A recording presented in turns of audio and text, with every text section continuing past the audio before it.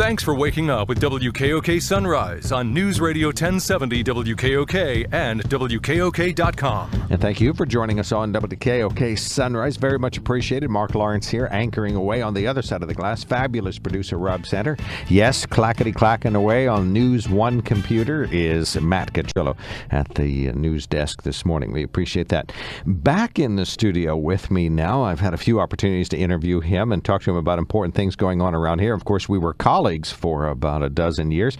Drew Kelly is here. Welcome back, sir.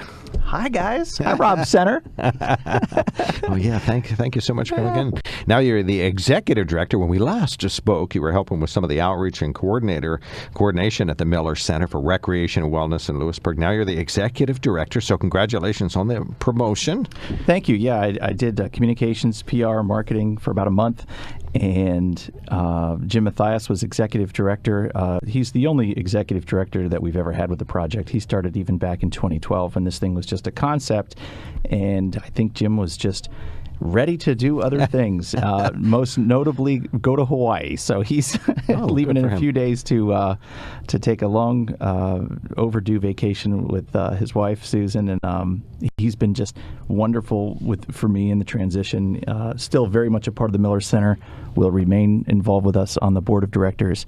Since we are a 501c3 nonprofit, we do need a board to oversee us. And Jim also is staying on in the early part of this year to just finalize construction. A couple little things that we need to just wrap up construction-wise, so he's helping with that. Well, I guarantee there's probably 800,000 people that have seen it when they're at the Giant, and many more that are saying, what is the Miller Center? So please, what's the textbook definition? You know, Matt Miller has said to me many times throughout this, short journey for me so far, he said, if we're just a gym and a fitness center, we've failed. He wants this thing to be very much your third place. It's not home, it's not work, it's your third place. It's a place where you can go and socialize with others. It's a place where you can be well mentally, spiritually, physically. It's a place where you can interact socially with friends and meet new people. And that's really, the overall mission of the Miller Center. What's inside the doors? Well, there's lots of stuff. I mean, there's nearly 20,000 square foot fitness center with state-of-the-art equipment. Each one of our cardio machines has its own dedicated screen with Netflix, Hulu. You can listen to WKOK on there if you want to. Spotify. You're the only person who does that, incidentally. I do. I watch live TV and listen to the radio and watch my Netflix. You know me as a technology guy, so I love that. In addition to the fitness center, we have a high-performance training area where if you've got an athlete who's very serious about what they do, any age, any level, they can get specialized training from Victory Sports and Fitness out of State College. They come down and provide that for us. We've got a field house that's about nearly 86,000 square feet of 4 basketball courts and a turf field. And those courts are used for everything from volleyball to pickleball to basketball to indoor field hockey. And I've barely scratched the surface. We have a healthy cafe with locally sourced foods and natural healthy eating in there. We've got a drop-in daycare. So if you want to come in and get a workout in, you can drop your child there. It's $2 for 90 minutes. To leave a kid, and if you're a member, and we've got a retail store if you want to take a little piece of the Miller Center home with you.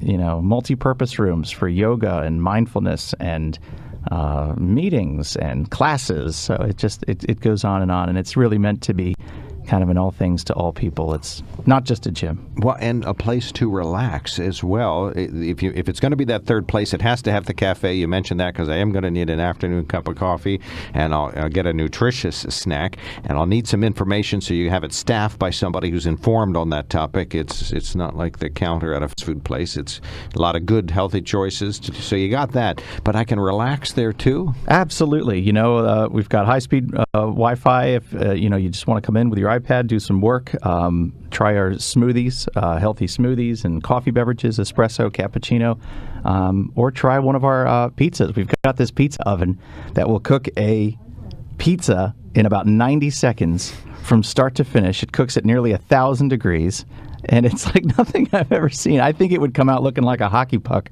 but it comes out perfect every time, and and top it with artichoke or a garlic or something, some of the other healthy options. It doesn't have to be, protein piled high, full of fats. Right, well, you mentioned the cafe, and honestly, I just can't let it go by, because the last time we spoke to you, we talked about Emma Renninger, who was helping out there. So please, I know this is a burning topic for everybody who's just still trying to get a grip on this tragedy.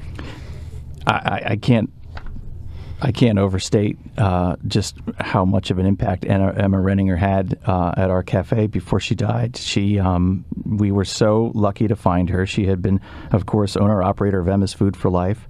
And I ran into her downtown and said, "Hey, what are you doing?" And she was kind of looking for her next chapter. And I'm like, "I think I have an idea for you." Knowing what she is like and what is important to her with, natural food, locally sourced ingredients, sustainable farming.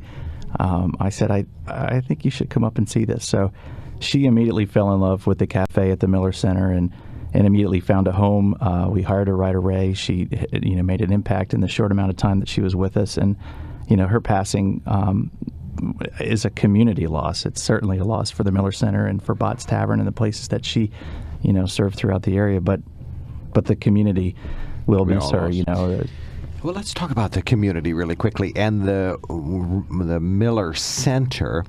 Explain how the Miller Center is really going to serve absolutely everybody in town, all income levels, everybody. Well, that's what we hope to do. Is we're a 501c3 nonprofit, which means we've got to fund ourselves, and through memberships, donations, private funding, and we really hope to get to a place very quickly where we are sustainable enough that we can start handing out scholarships and reduced cost memberships for the community. We're literally right next to a housing project in Lewisburg that I see those kids every day, and they're all looking for something to do. And I would love to be able to give every single one of them a free pass to come in. We're not quite there yet. We're wrapping up construction and still ramping up our operation, and until we get maybe a year underneath us to see how we're situated financially, I think we'll get there. I really do. The future looks very bright. It's community's been very supportive. An example, this weekend we've got 64 field hockey teams coming into the center this weekend for a national indoor field hockey tournament qualifier. About 3,000 visitors are going to be in Lewisburg this Saturday and Sunday, and that'll be our biggest test to date. And the cool part is that, that if you're one of the place winners in this weekend's tournament, you're going on to nationals. So it's something that is definitely on the radar for a lot of field hockey people in this area. And the teams are coming from Massachusetts to Virginia. Obviously, that'll be helping the local economy. You're going to have people shopping. So from 8 to 8 on Saturday and 8 to 8 on Sunday, they'll be playing field hockey? Yupper. Okay. It's going to be fun. So if I need Drew, I know where to find him this weekend? And free admission if you want to come check this thing out. If if you're curious to see what indoor field hockey looks like. It's fast, it's fun, and we're not going to charge you to get in, so come on out and check it out. What do you also have? We used to talk about futsal whenever Jim was here, but I know you do volleyball and basketball, so you got a lot of activities there too, organized activities. I want to sign up for a basketball tournament, something like that? We do have a lot of those activities, and our youth programming right now is really taking off. We're finding that parents are just hungry for stuff for their kids to do, and we'll pick for instance, this coming Martin Luther King Day, they're off school in Lewisburg. What are the kids going to do? Are they going to sit home and play video games all day? We're running a Kids in Action, which, happens in the center. You pay a small fee, you bring them in, you drop them off, and we'll take care of them. You watch them and feed them. Both. Kids and in action. Feed them out of the cafe, and we'll, of course, put together an entire just day's worth of programming of fun, exciting, healthy stuff, keep them busy. And you think it's important that the community have this resource? The Miller family said this is going to be a legacy gift to the whole town. The Miller family wanted to do this. This was something that they, decided they wanted to do back in 2012. And of course, the area that is known as Penthouse Commons, which is where Pennsylvania House used to be, was just a giant brownfield of undeveloped area after Pennsylvania House left us, and they had a vision of this center, and to see it through and to see it that it's here today has just been phenomenal. It's so exciting to be there, And the community, I wouldn't have had this vision. If I would have tried to do something like this, I think there would have been crickets chirping in there all day long. But, man, this place is busy. There are just kids in all day, in and out. As soon as school lets out, they're in the door to do open gym and just shoot around.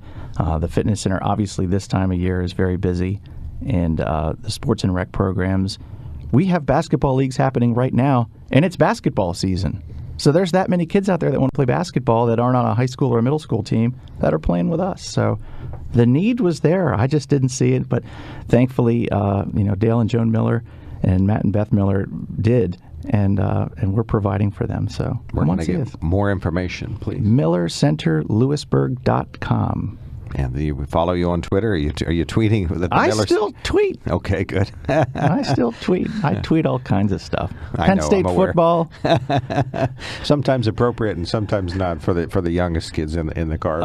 No. But it's all good. And Facebook you're on a Facebook tear too. I see. Facebook, Twitter, Instagram. Yep, for all the Miller Center stuff. And come see us. You really have to see it to understand it. It's kind of one of those places where. I try to explain it, and people still kind of look at me with a bit of a cocked eye, and I'm just like, you know what, just come and see this place. And then once they do, they're like, wow. So come get one of the free tours. Yeah. Get the walkthrough. Yeah. Or a paid tour. Okay, I could pay. Yeah, please. If you want to pay $100 for the tour, we'll take it.